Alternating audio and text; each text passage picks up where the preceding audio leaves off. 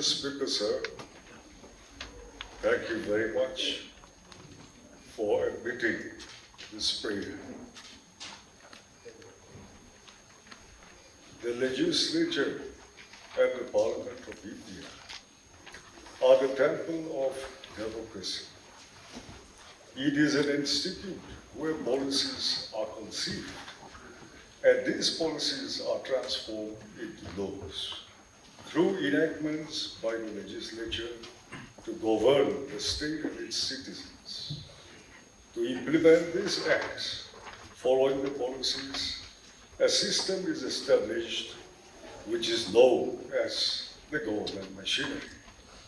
Therefore, these two organs, the legislature and the government machinery, works in tandem for the interests of the people. The functions of these two organs to manage governance effectively have two secretariats, namely the Assembly Secretariat to receive through the people's representatives and the Civil Secretariat to deliver through the civil servants. Therefore, the synchronization of the two secretariats is of paramount importance, and this is why the many assembly committees have been constituted.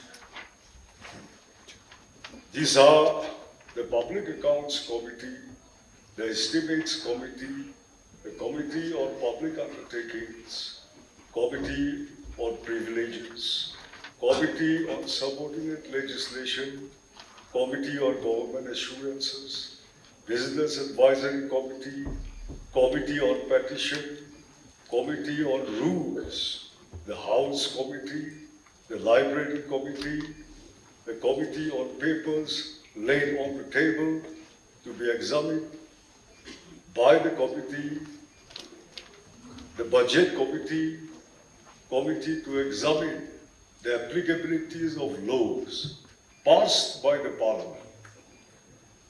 And speakers have the Rules Committee have also just included the Committee on Environment and Climate Change and the Committee on Urban Local Bodies, the Village and Tribal Councils, vis-à-vis the Nagaland Municipal Act of 2023 and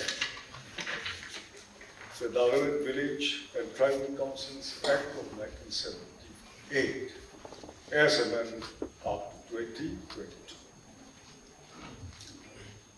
The roles of these committees are to coordinate the working systems of the two secretariats, to ensure the implementation of developmental programs conceived out of the policies by the Legislative Assembly, which are meant for the optimum development of the people on all fronts and through all departments of the government machinery.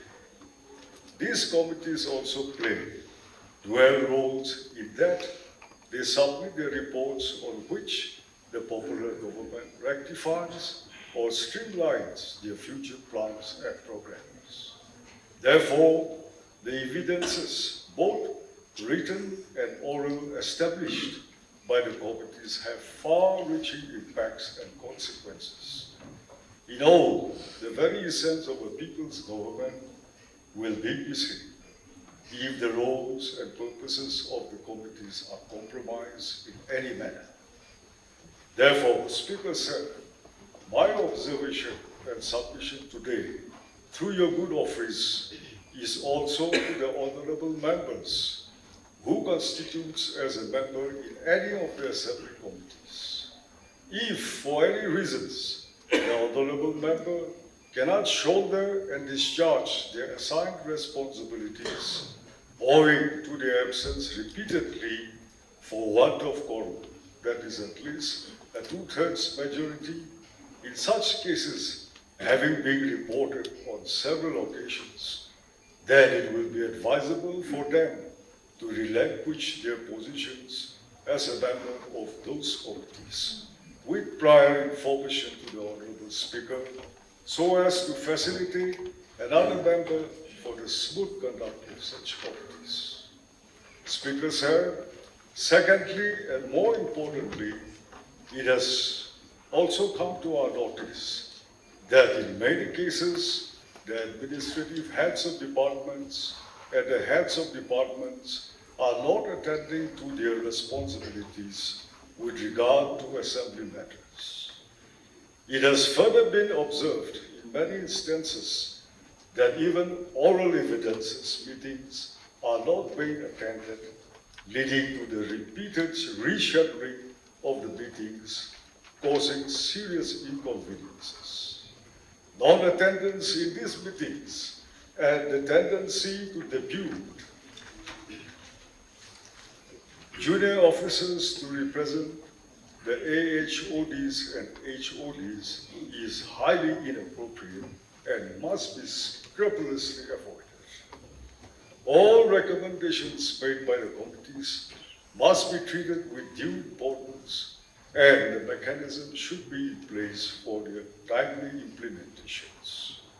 Also, all the AHODs and HODs must ensure their presence during the assembly sessions, which is of a very high importance. The assembly is the highest democratic institution of governance, and all its matters must be treated with utmost seriousness and priority.